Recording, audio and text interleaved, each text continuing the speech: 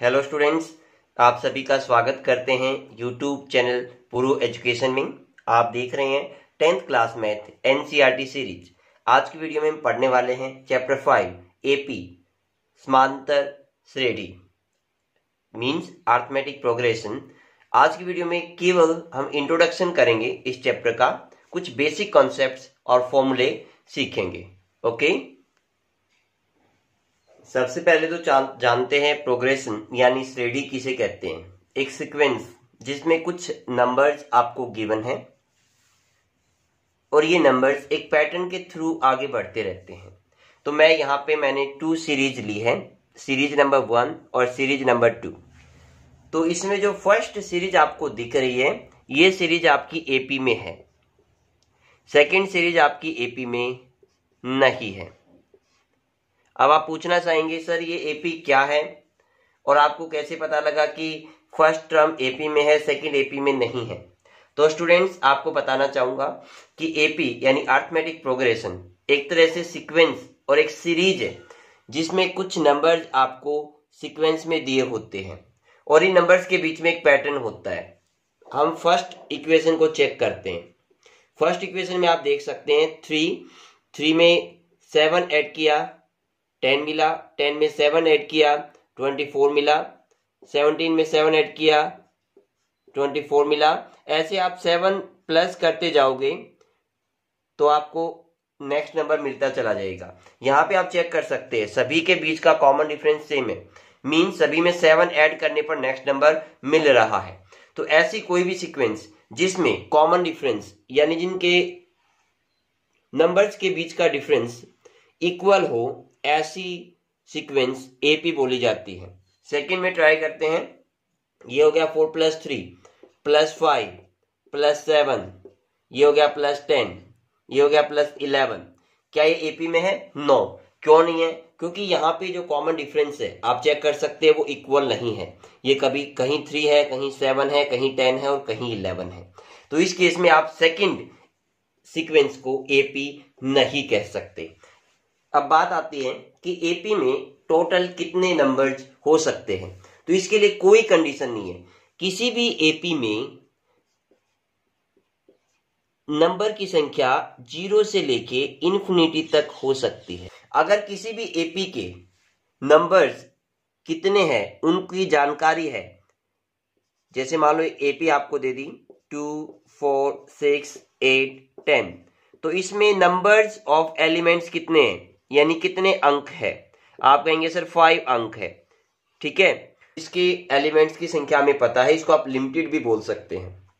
लेकिन एक ऐसी एपी जो खत्म नहीं हो रही है, जो कंटिन्यू बढ़ती जा रही है लास्ट अप टू इन्फिनिटी, तो इसको आप बोलेंगे अनलिमिटेड। अनलिमिटेड मतलब यहाँ के जो एपी के एलिमेंट्स है उनको काउंट नहीं किया जा सकता। ये एपी नॉन टर्मिनेटेड है, ये एपी कभी खत्म नहीं होगी, ये एपी कंटिन्यू चलती जाएगी। तो आप इसको बोलेंगे non terminated, non terminating. Okay, जो एपी जिसमें नंबर ऑफ एलिमेंट्स नॉन है, पता है, उसको आप बोलेंगे टर्मिनेटिंग एपी। ओके, किसी भी एपी को इस फॉर्मेट में लिखा जाता है। आप थ्रू आउट द एक्सरसाइज अगर हम करेंगे तो एक चीज देखेंगे कि जो फर्स्ट नंबर है, जो फर्स्ट टर्म है, फर्स्ट टर्म को आप क्या लिखेंगे? A1। सेकेंड टर्म को क्या लिखेंगे? A2। थर्ड टर्म क्या लिखी जाएगी? A3। फोर्थ टर्म को क्या लिखेंगे? A4। तो ये टर्म को लिखने का तरीका है। ऐसे हम चलते चले जाएंगे और जो nth टर्म होगी उसको क्या लिखेंगे? an। ये बात समझ में आई? यहां पे n क्या हो सकता है? n की वैल्यू 0 से लेके इंफिनिटी तक हो सकती है, 0 to इंफिनिटी। ओके, ये क्लियर है आपको? लगता है एक एग्जाम्पल मैं लेता हूं, जैसे मैंने ले लिया 3, 7, 11, 15 और 19, 23। सबसे पहले तो आपसे पूछा गया क्या ये एपी है? आपने कहा सर यस ये एपी है, क्योंकि सभी का कॉमन डिफरेंस 4 है। तो इसलिए ये एक एपी है। सेकंड क्वेश्चन आपसे पूछा गया ये एपी टर्मिनेटिंग है या नॉन टर्मिनेटिंग है। आपने कहा कि सर ये टर्मिनेटिंग है क्योंकि इसमें नंबर ऑफ एलिमेंट्स टोटल 6 है जो काउंटेबल है। ठीक है, तो ये एपी हो गई, यस। ये टर्मिनेटिंग भी हो गई, यस। अब क्वेश्चन ये आता है कि इसमें फर्स्ट टर्म कौन सी है, फर्स्ट टर्म। तो इसकी फर्स्ट टर्म यानी A1 वो आप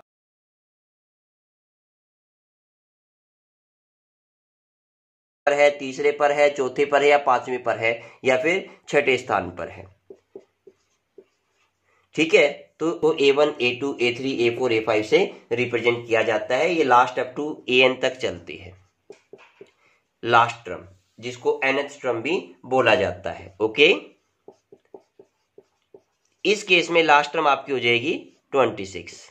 क्लियर दैट? और n की वैल्यू क्या हो जाएगी, 6 हो जाएगी। अभी टर्म निकालने का फॉर्मूला क्या है, कोई भी एपी आपको दे दी, मान लो ये दे दी A1 A2 A3 A4 and last up to infinity, कि ये एक ऐसी एपी है जो खत्म नहीं हो रही है, इंफिनिटी तक जा रही है। तो टर्म A1 A2 A3 की वैल्यू कैसे निकाली जाए? ओके स्टूडेंट्स, तो इसमें सबसे पहले कुछ चीजें आपको जाननी होगी। यहां पे सबसे पहले होता है ए होता है फर्स्ट टर्म। क्या होती है? फर्स्ट टर्म यानी पहले वाली टर्म। आफ्टर दैट इसमें होती है डी होता है इसमें कॉमन डिफरेंस। क्या होता है? कॉमन डिफरेंस यानी सार्व अंतर, कॉमन डिफरेंस सार्व अंतर।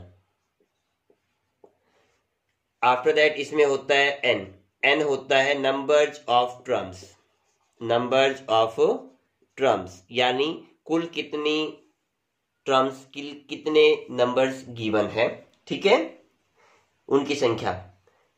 तो a first term, d common difference, n numbers of term और एन क्या होता है यहाँ पे? लास्ट टर्म, आखिरी टर्म को आप एन बोलते हैं। पूरा चैप्टर में आपको ये 3 और 4 चीजें याद रखनी है। केवल इन 4 टर्म्स पे ही पूरा चैप्टर डिपेंड करता है। इनको तो रट्टा मार लो बेशक, समझ लो अच्छे से। ए क्या है? फर्स्ट टर्म, डी क्या है? कॉमन डिफरेंस, एन क्या है? नंबर ऑफ टर्म्स और एन क्या है? Last term. ओके, तो फर्स्ट टर्म क्या होती है आपकी? A1 जो कि ए के बराबर होती है। सेकेंड टर्म ए में मैं डी ऐड कर दूं। थर्ड टर्म ए में मैं डी का डबल ऐड कर दूं। ये फॉर्मूला लिखवा रहे हैं आपको। A4 ए में मैं 3 टाइम्स डी ऐड कर दूं। A5 ए में 4 टाइम्स ऐड कर दूं डी का। A6 ए में मैं 5 टाइम्स डी को ऐड कर दूं।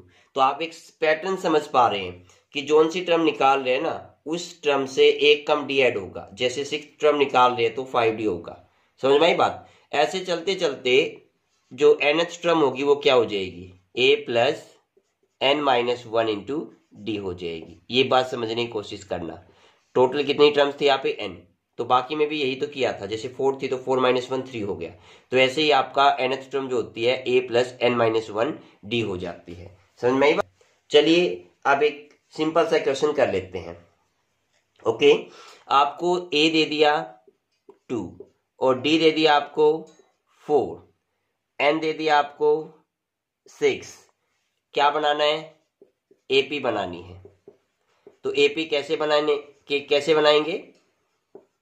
यानी एपी का निर्माण करना आपको, जहां पे ए डी ओ एन तीनों की वैल्यू आपको दे रखी है। ए क्या है? First number. तो सबसे पहले क्या लिखेंगे? A1। तो A1 क्या हो जाएगा आपका? 2 हो जाएगा। ठीक है, आफ्टर दैट देखेंगे A2। हम एपी बना रहे बेटा। A2 कितना है? A plus D.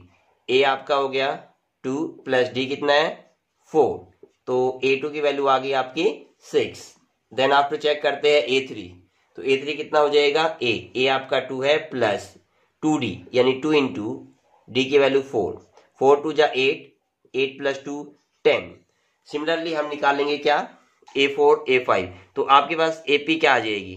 मैं वो AP ऊपर लिख रहा हूं इस पॉइंट पर।